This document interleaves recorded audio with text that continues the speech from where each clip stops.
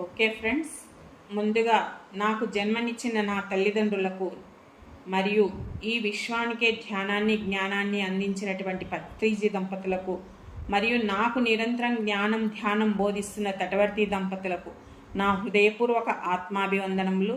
అలాగే జూమ్లో ఉన్న మీ అందరికీ, జూమ్ నిర్వహిస్తున్న సంతామోహన్ దంపతులకి నా ధన్యవాదములు. ఫ్రెండ్స్, మనము గత ఎపిసోడ్లో ఆత్మస్థితులలో శైశవాత్మ గురించి తెలుసుకున్నాం కదా. ఈరోజు బాలాత్మ గురించి తెలుసుకుందాం. బాలాత్మ ఈ మానవ జన్మలో ఆత్మ తన పరిణామ క్రమంలో వివిధ స్థితులను తీసుకుంటుందని చెప్పుకున్నాం కదా. అవే ఆత్మస్థితులు: శైశవాత్మ, బాలాత్మ, ప్రౌఢాత్మ, యువాత్మ, వృద్ధాత్మ, విముక్తాత్మ, పూర్ణాత్మ. అందులో మొదటిదైన శైశవాత్మ గురించి మనం తెలుసుకున్నాం. ఇప్పుడు ఏంటి, బాలాత్మ గురించి తెలుసుకుందాం. బాల అంటే చిన్నపిల్ల, చిన్నపిల్లవాడు అనుకోండి. ఆత్మ అంటే జీవ చైతన్యము. కాబట్టి బాలాత్మ స్థితి అనగా ఆత్మ తన ఆధ్యాత్మిక వికాసంలో ప్రారంభ దశలో ఉండే స్థితి. అంటే శైశవాత్మైన అదే స్థితి, బాలాత్మైన ఇప్పుడిప్పుడే ఎదుగుతున్న స్థితి అన్నమాట. ఇది వయసుతో సంబంధం ఉండదు. మన వయసుతో పోల్చుకోవడం కాదనమాట. చైతన్య పరిపక్వతకు సంబంధించిన భావన అన్నమాట ఇది. చూడండి, ఒక వ్యక్తి శారీరక పరంగా పెద్దవాడైనా ఆధ్యాత్మిక అవగాహనలో ప్రారంభ దశలో ఉంటే అతనిని బాలాత్మ స్థితి ఉన్నవాడిగా వర్ణించవచ్చు. వయసు చూడడానికి పెద్దగానే ఉంటారు, కానీ అతని చేష్టలు, అతని మాట తీరు, అతని ప్రవర్తన అంతా కూడా బాలాత్మ స్థితిలోనే ఉంటుందన్నమాట. అంటే ఇప్పుడు మనం మామూలుగా చూస్తాం కదా, ఎంతో ఎదిగింటారు, 30 సంవత్సరాలు అట్లా వచ్చి ఉండింటుంది, కానీ ఆ వారిలో చిన్న పిల్లల ప్రవర్తనలే ఉంటారు. అంటే మానసికంగా ఎదగలేదు అని చెప్తుంటాం కదా, అలా అన్నమాట. ఇక బాలాత్మ స్థితిలో ఉన్న వ్యక్తి ప్రపంచం ప్రధానంగా బాహ్య అనుభవాల ద్వారానే అర్థమవుతుంది. అతనికి బాహ్య అనుభవాలు అంటే ప్రాపంచికంగానే ఉన్నవి మాత్రమే అర్థమవుతాయి. అంటే అతను చూసేది కానీ వినేది కానీ ఏదైతే అనుభవిస్తాడో అవన్నీ కూడా నిజమని భావిస్తాడు. ఎందుకు అంటే అంతర్గత ఆత్మజ్ఞానము, లోతైన అనుభూతులు ఇవన్నీ ఇంకా అతనికి పూర్తిగా అభివృద్ధి చెందలేదన్నమాట. అంటే ఇంకా అప్పుడప్పుడే వస్తున్నప్పుడు ఈ ఆధ్యాత్మిక ఇవన్నీ కూడా తెలియవన్నమాట. అందుకని అతని ఆలోచనలు ఎలా ఉంటాయంటే ఎక్కువగా కోరికలపైన, భయాలు, ఆశ, నిరాశలు మరియు వ్యక్తిగత ప్రయోజనాల చుట్టే తిరుగుతూ ఉంటాయి. ఎవరి బాలాత్మ స్థితిలో ఉన్న వ్యక్తికి ఇవన్నీ కూడా ఉంటాయన్నమాట. ప్రతి ఆత్మ సాధారణంగా ఇలాంటి ప్రారంభ దశ నుండే తన ప్రయాణం మొదలు పెడుతుంది. అంటే ప్రతి ఆత్మ కూడా మొదట మనం పుట్టిన పిల్లవాడు మెల్లగా పాకడము, జరగడము, దొగ్గడము, మెల్లగా అడుగులు వేయడము ఎలా నేర్చుకుంటాడో ప్రతి ఆత్మ కూడా ఏంటి, ఫస్ట్ శైశవ స్థితిలో అంటే అన్ని అప్పుడప్పుడే నేర్చుకుంటుంది. తర్వాత ఇవన్నీ కూడా ప్రారంభమవుతాయి అన్నమాట. ఈ స్థితిలో ఎలా ఉంటుందంటే అమాయకత్వం ప్రధాన లక్షణంగా ఉంటుంది. ఈ బాలాత్మ స్థితిలో ఉన్న వ్యక్తికి అమాయకత్వం అనేది చాలా ప్రధానంగా కనిపిస్తుంది అన్నమాట. ఇంకా వీళ్ళు చిన్నపిల్లలు ఎవరినైనా తొందరగా నమ్మేస్తారు. అలాగే వీళ్ళు కూడా సులభంగా అందరినీ నమ్ముతూ ఉంటారన్నమాట. ఇంకా అందరికీ త్వరగా ఆకర్షితులు అవుతుంటారు. అంటే ఎవరిని చూసినా వాళ్ళు వీళ్ళు నా కోసమే చెప్తున్నారేమో, నా మంచికే చెప్తున్నారేమో ఇలా ఆకర్షితులు అవుతుంటారనమాట. ఇంకా ఈ రెండు శైశవ స్థితిలో కూడా ఉన్నాయి. ఇంకొకటి ఏంటి ఈ బాలాత్మ స్థితిలో అంటే భావోద్వేగాలకు ఎక్కువగా లోనవుతారు. వీళ్ళు భావోద్వేగాలకు ఎక్కువగా లోనవుతుంటారనమాట. వీళ్ళు ఏంటి అంటే మంచినే కోరుకుంటుంటారు, అందరికీ మంచి జరగాలి, అందరూ మంచిగా ఉండాలని కోరుకుంటుంటారు. కానీ జీవితంలో లోతైన సంబంధాలు వీళ్ళు పూర్తిగా గ్రహించలేకపోతారు. అందరూ మంచిగా ఉండాలని కోరుకుంటారు, కానీ ఎవరు మనసులో ఎలా ఉంది అనేది వీళ్ళు గ్రహించలేకపోతారనమాట. అందువల్ల ఏమవుతుంది, కొన్ని సందర్భాల్లో తొందరగా ఇతరులకు లొంగిపోతూ ఉంటారనమాట.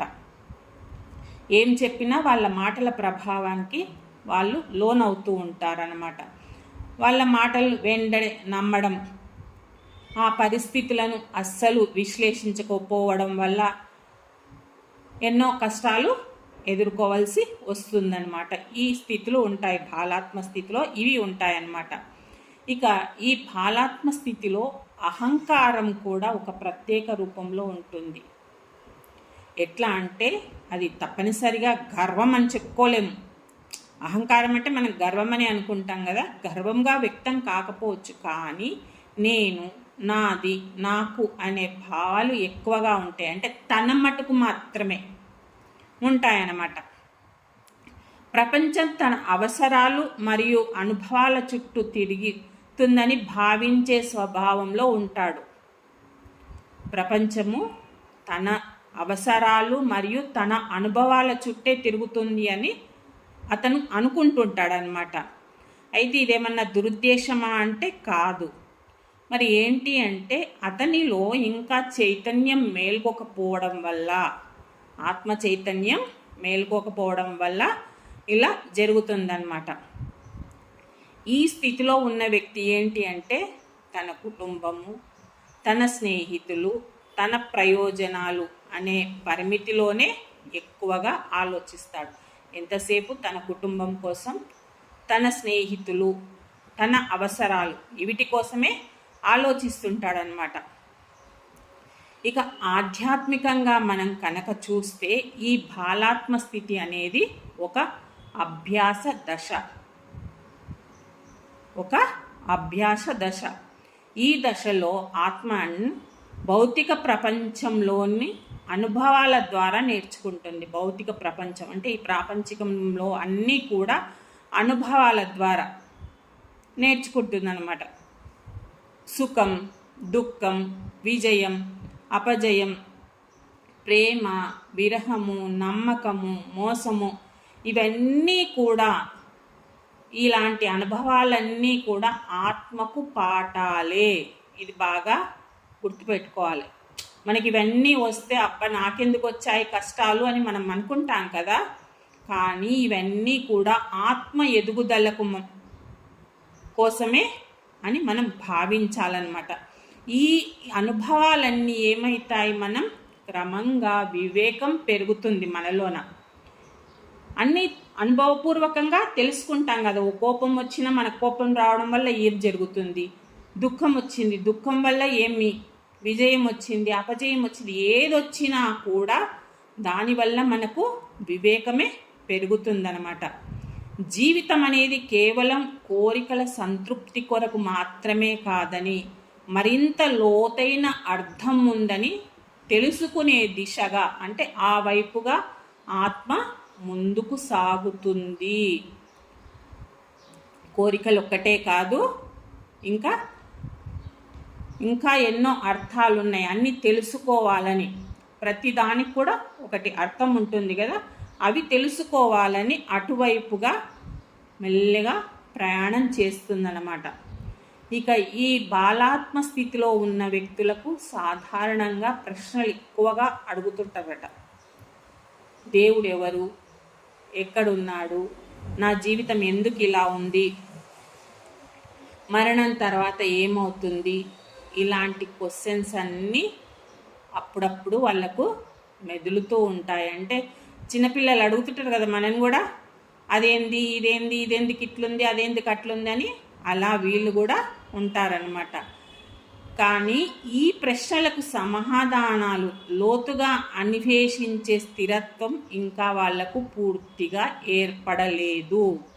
అంతే కదా, మన ఇంట్లో మన చిన్నపిల్లల్ని చూస్తే అర్థమవుతుంది. వాళ్ళు క్వశ్చన్స్ అడుగుతారు, వాళ్ళ దాని ఆన్సర్ గురించి ఆలోచించే శక్తి వాళ్ళకి ఏది ఉండదు.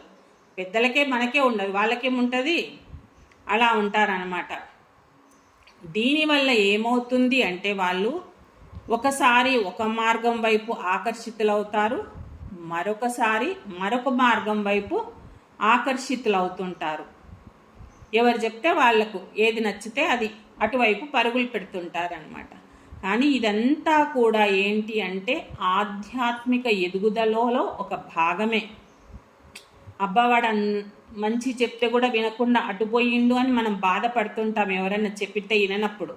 కానీ అది కూడా వాడి ఎదుగుదలకే. అంటే అక్కడ ఏదైనా తప్పు జరిగిందనుకోండి, ఏమవుతుంది, ఇంకోసారి ఆ తప్పు చెయ్యడు, వెళ్ళడు, అది కూడా అలా ఎదుగుతుంటాడనమాట. ఇక ఈ బాలాత్మ స్థితిలో భక్తి కూడా చాలా సహజంగా వ్యక్తమవుతుందంట. పిల్లవాడు తన తల్లిదండ్రిని నమ్మినట్టే ఈ బాలాత్మ స్థితిలో ఉన్న వ్యక్తి కూడా గురువును లేదా దేవుణ్ణి నమ్ముతాడు, విశ్వసిస్తాడనమాట. అయితే ఈ భక్తి ఎలా ఉంటుంది అంటే ఎక్కువగా కోరికల ఆధారంగా ఉంటుంది. ఈయన భక్తి ఉంటుంది, ఈ స్థితిలో ఉన్న వాళ్లకు భక్తి అనేది ఉంటుంది. కానీ ఆ భక్తి ఏంటి అంటే కోరికలు ఏంటి, నా ఆరోగ్యం బాగుండాలి, నాకు ఉద్యోగం రావాలి, నాకు సంపద కావాలి, లేదా నా కుటుంబం మంచిగా ఉండాలి, లేదా నా పిల్లవాడికి పెళ్ళి కావాలి, ఇలాంటి కోరికలు కనిపిస్తూ ఉంటాయన్నమాట. కానీ కాలక్రమేణా అంటే కాలం గడిచే కొద్దీ, అంటే జన్మలు, ఆ బాలాత్మ స్థితిలో కూడా కొన్ని జన్మలు తీసుకోవాలి కదా, అలా జన్మలు గడిచే కొద్దీ కూడా ఆ భక్తియే స్వార్థరహిత ప్రేమగా మారుతుంది, ఆత్మసమర్పణగా పరిణమిస్తుంది అన్నమాట. మెల్లిమెల్లిగా జన్మలు పెరిగే కొద్దీ స్వార్థరహిత ప్రేమగా ఆత్మసమర్పణగా పరిమణిస్తుందన్నమాట. ఈ స్థితిలో భావోద్వేగాలు బలంగా పనిచేస్తాయి. ఇందాకే మనం చెప్పుకున్నాం కదా, భావోద్వేగాలు బలంగా ఉంటాయని.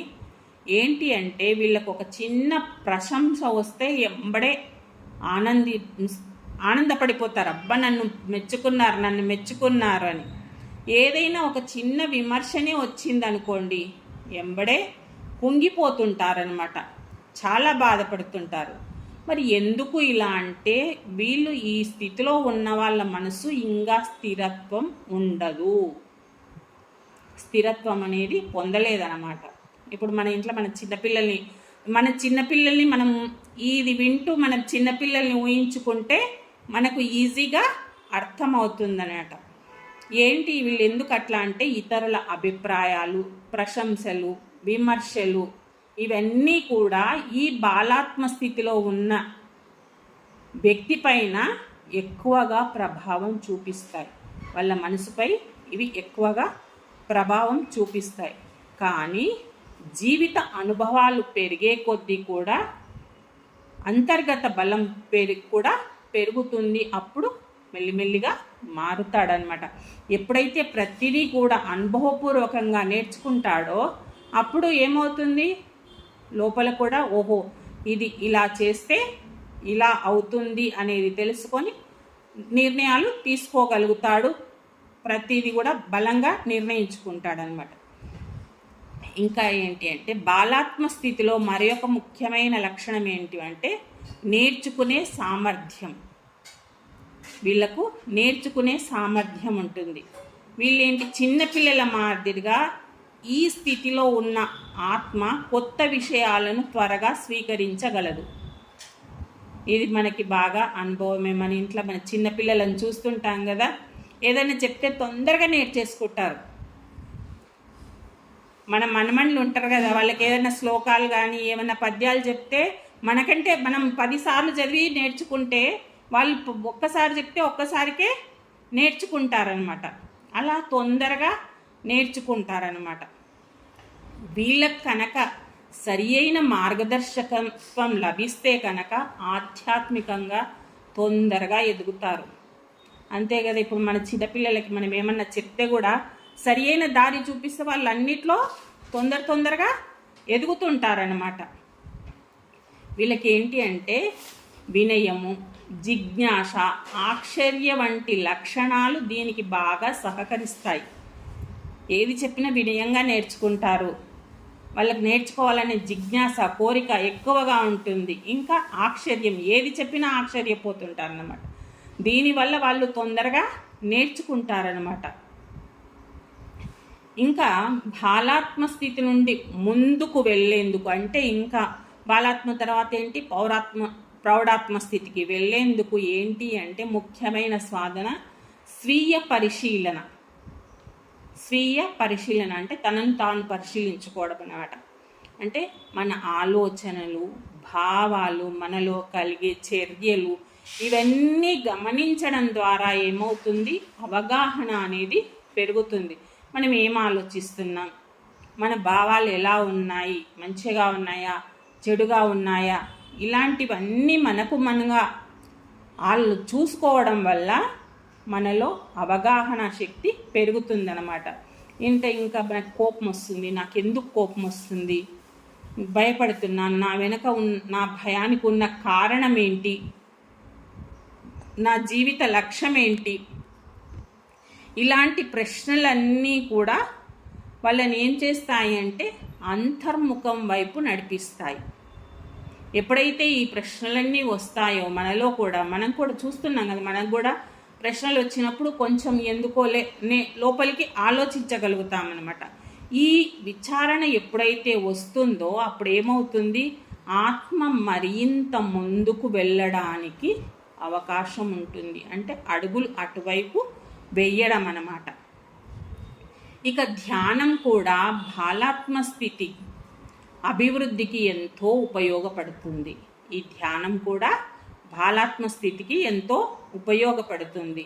ఎందుకు అంటే ధ్యానం ద్వారా ఏమవుతుంది, మనసు ప్రశాంతం అవుతుంది. మనలో కలిగే భావోద్వేగాలపై నియంత్రణ కూడా పెరుగుతుంది. ఇంకా అంతర్గత అవగాహన కూడా మనలో మేల్కొంటుంది. ప్రతిదీ కూడా ఆలోచించగలుగుతాం. మొదట్లో ఈ బాలాత్మ స్థితిలో ఉన్న వాళ్ళకి మొదట్లో ధ్యానం కష్టంగా అనిపించిన క్రమశిక్షణతో కనుక అభ్యాసం చేస్తే ఆత్మలో శాంతి లభించడం ప్రారంభమవుతుంది మెల్లిమెల్లిగా. ఈ అనుభవం కూడా ఆధ్యాత్మిక వికాసానికి బలమైన పునాది అవుతుంది. ఇలా మెల్లిమెల్లిగా ప్రశాంతత అనుభవిస్తున్నప్పుడు అది కూడా ఆధ్యాత్మిక వికాసానికి మెల్లగా ఒక పునాది అవుతుందన్నమాట. ఈ బాలాత్మ స్థితిని మనం తక్కువగా అంచనా వేయకూడదు. చిన్నపిల్లవాడు అని తీసి పాడేస్తుంటారు కదా, అలా ఎప్పుడూ కూడా తీసి పాడేయకూడదు. ఏంటి, ప్రతి మహాత్ముడు కానీ, ప్రతి జ్ఞాని కానీ, ప్రతి యోగి కానీ, ఎవరైనా సరే ఒకప్పుడు ఆ స్థితి నుంచే ప్రారంభమైన వాళ్ళు. అంతే కదా, చిన్నపిల్లవాడు అని అనుకుంటాం కానీ ఆ చిన్నపిల్లవాడే మనం అయ్యాము. మనం ఊరికనే అయ్యామా, ఆ స్థితి నుంచే మనం ఈ స్థితికి వచ్చాము. అది జ్ఞాపకం పెట్టుకోవాలి. ఇదే ఆధ్యాత్మిక ప్రయాణంలో సహజమైన మెట్టు అన్నమాట. విత్తనం చెట్టుగా ఎదగాలి అంటే ఫస్ట్ ఏం కావాలి, మొదట మొలకెత్తాలి. విత్తనం వేసిందాడు చెట్టు అవుతుందా? కాదు, మొదట మొలక అవుతుంది. మొలక తర్వాతే చెట్టు అవుతుంది. అదేవిధంగా ఆత్మ జ్ఞాన సంపన్న స్థితికి చేరాలంటే బాలాత్మ స్థితిని తప్పనిసరిగా అనుభవించాలి. అంతే కదా, బాల్యం లేకుండా ఒకటేసారి మనం పెద్దవాళ్ళం యవ్వన స్థితిలో వృద్ధాప్య స్థితికి వస్తామంటే సరిపోతుందా? కాదు కదా, అలా కాదు, ప్రతిదీ అనుభవించవలసిందే. కాబట్టి ఈ స్థితి కూడా, అంటే బాలాత్మ స్థితి కూడా విలువైనదే, అవసరమైనదే. ఇక బాలాత్మ స్థితిలో ఉన్న వ్యక్తికి ప్రేమ, సహనము మరియు సరి అయిన మార్గదర్శకత్వం చాలా చాలా అవసరం అన్నమాట. అంతే కదా, చిన్నపిల్లలకు మనం సరి అయిన మార్గం చెప్తేనే, సరిగ్గా ప్రేమతో చెప్తేనే వాళ్ళకు అర్థం అవుతుంది. మనకు సహనం కూడా అవసరం అన్నమాట. అలాగే విమర్శలు లేదా బలవంతపు బోధనల కంటే కూడా ఆదర్శప్రాయమైన జీవితం వీళ్లకు ఎక్కువ ప్రభావితం అవుతుంది. అంటే మనం కొట్టి చెప్పడము, తిట్టి చెప్పడం చేస్తుంటే పిల్లలు వింటారా? చిన్నపిల్లలు వినరు. కానీ అదే ప్రేమతో చెప్పామనుకోండి,